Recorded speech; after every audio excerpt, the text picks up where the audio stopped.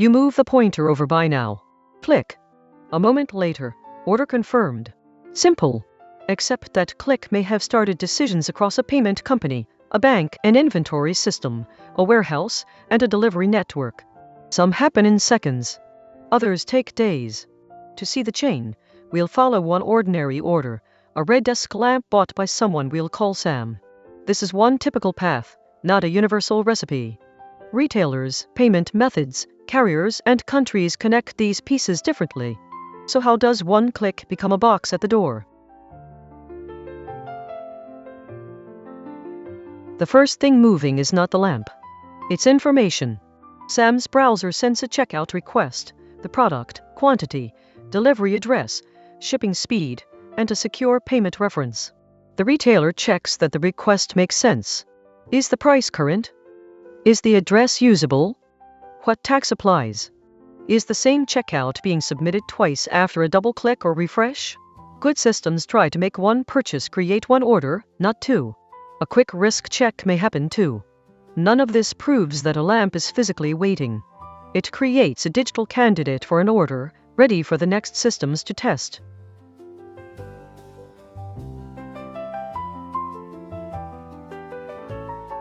Now comes one of the most misunderstood steps: payment authorization. For a typical card purchase, the retailer asks its payment provider to try the charge. The request travels through a card network to the bank that issued Sam's card. The bank checks whether the card is valid, enough credit or money is available, and the transaction looks acceptable. It can approve, decline, or request another step, such as a banking app confirmation or one-time code. Some countries require extra authentication more often.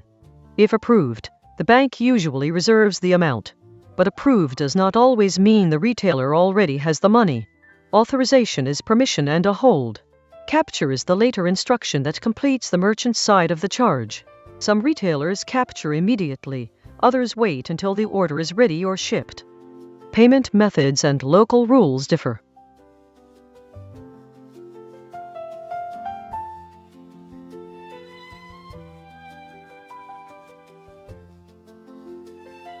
With payment accepted, or at least authorized, the retailer can turn that candidate into an order.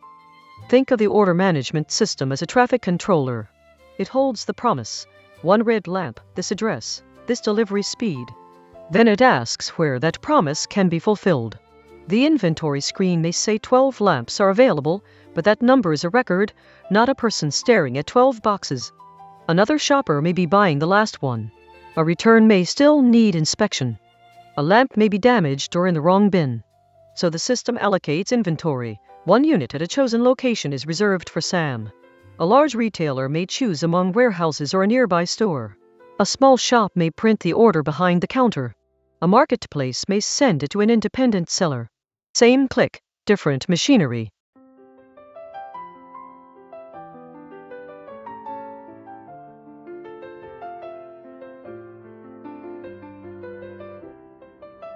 Suppose the system assigns Sam's lamp to warehouse B. The order is released to the warehouse management system, software that knows where products are stored and which jobs need doing. It may group Sam's order with others going through the same area. A worker might push a cart. A conveyor may bring containers to a station. In a highly automated building, shelves may move toward the worker instead. The exact choreography varies, but the goal is the same: find the right item efficiently and prove it is the right item. On a handheld screen, the picker sees a route and a location, perhaps aisle 14, bay C, shelf 2. At the shelf, a scan compares the product's barcode with the order. Wrong model? Wrong color? The device complains. Right lamp? The digital order advances, and the physical object finally starts moving because of Sam's click. Next comes packing. The lamp may be checked again, boxed, protected, and weighed. Its size, weight, destination, promised speed, and carrier rules help select a service. Then the shipping label prints. That label does several jobs. Human-readable text tells people where the parcel is going. Machine-readable bars or squares let scanners identify and sort it. Standards such as GS1 distinguish a product's identity from the identity of a logistic unit. The parcel, case, or pallet moving through the supply chain. Carriers also use tracking numbers and routing codes. The barcode does not contain a tiny live map. It is more like a key. A scan looks up the package and records an event. The retailer may now email Sam a tracking number, even while the box is still waiting on the warehouse side of the loading dock.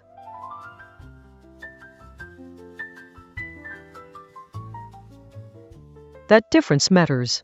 Label created means the shipment exists in data. Carrier accepted means the carrier has physically taken responsibility for it. A truck arrives, containers or parcels are loaded, and a scan or electronic manifest connects the warehouse shipment to the carrier's network. Now the lamp is no longer moving through the retailer's building. It is moving through someone else's system. The first stop may be a local depot or sorting hub. Machines read the label and send the box toward the right trailer, aircraft container, or regional route. It may pass through several hubs, especially over a long distance. Or it may travel directly to a nearby delivery center. Again, there is no single map for every order.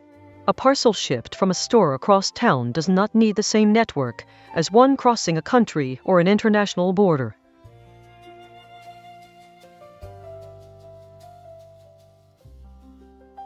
Each important scan can create a tracking event: accepted, departed facility, arrived at facility, out for delivery, delivered. The event can include a time, a place, and a status. Carrier systems expose those events to retailers through tracking tools and programming interfaces. The retailer's order page then translates them into the friendly timeline Sam sees. That is why tracking can feel strangely jumpy. The system often sees milestones, not a continuous movie. A box may be traveling normally between two facilities while the page appears frozen.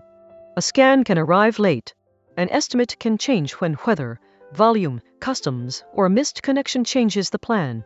Some logistics networks do use richer location data, but it is safer to think of ordinary consumer tracking as a trail of reported events.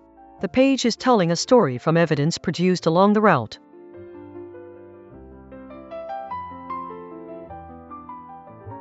At the destination center, Sam's lamp is sorted onto a local delivery route.